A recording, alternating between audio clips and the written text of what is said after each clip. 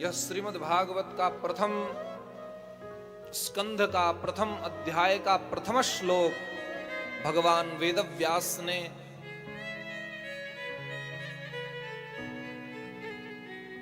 इस श्लोक का निर्माण किया। और यह श्लोक अपने आप में इतना अनुपम है, अद्भुत है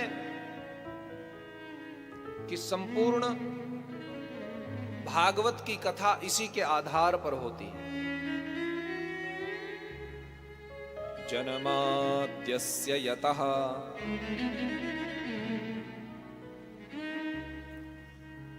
ब्रह्म सूत्र का द्वितीय सूत्र है जन्माद्यस्य यतः।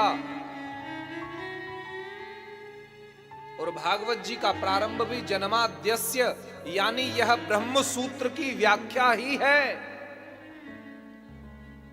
जो भगवान वेदव्यास के द्वारा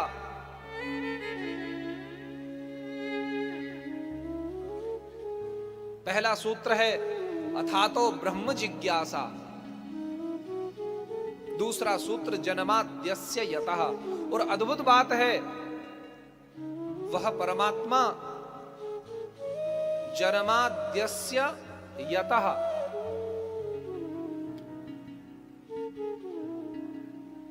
जन्म आदि विकार से रहित है। वो उसका जन्म नहीं होता। जिसका जन्म होता है उसकी मृत्यु होती है,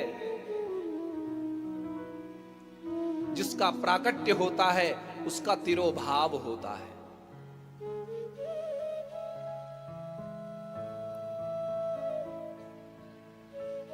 फिर आपने कहा कि उसका तो जन्म होता है, कृष्ण जन्मोत्सव मनाते हैं, राम जन्मोत्सव मनाते हैं, हनुमान जन्मोत्सव मनाते हैं। आज हनुमान जयंती है। बोलिए श्री अनंत बलवंत हनुमंत लाल की जय। फिर भी उसका जन्म क्यों? उसका जन्म इसलिए क्योंकि भाई हम मनुष्य हैं, हमारे लिए ये सब नियम लागू होते हैं।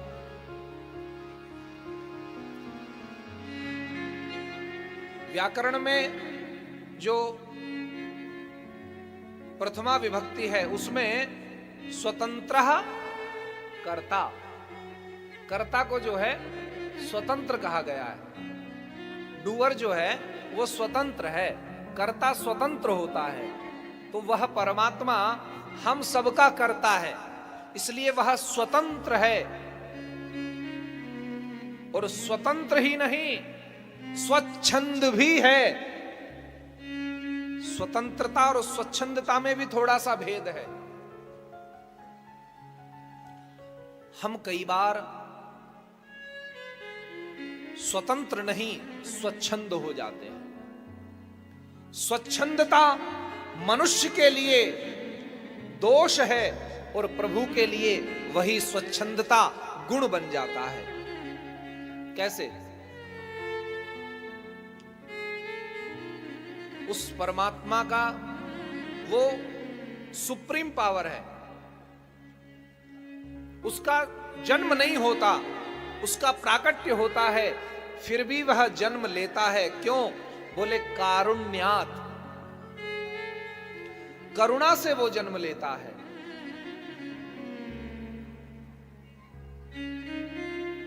जैसे दादाजी अपने पौत्र को अपनी पीठ पर बैठा करके और घोड़ा बनकर के चले, और वो तोतले भी बोलते हैं। दादाजी पोते के लिए कई बार तोतले बनकर के तोतली वाणी में बात करते हैं, किंतु फिर भी उस तुतलाने से या उस घोड़ा बनने से दादा की महिमा कम नहीं होती। बस भैया ऐसे ही वह हमारा परम पिता परम ईश्वर परमेश्वर वह कभी कभी हम बालकों को प्रसन्न करने के लिए कभी राम बन के, कभी श्याम बन के, तो कभी हनुमान बन के वो आकर के हम पर कृपा करते हैं।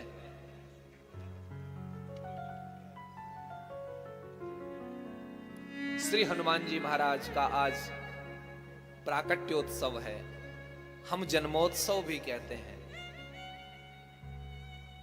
क्योंकि वह परमात्मा स्वच्छंद है और स्वतंत्र है। मनुष्य यदि स्वच्छंद हो तो अमर्यादित कार्य करेगा, किंतु परमात्मा यदि स्वच्छंद भी है तो उसकी स्वच्छंदता में भी हम लोगों का हित छिपा हुआ है। जैसे किसी कुएं में एक व्यक्ति गिरा,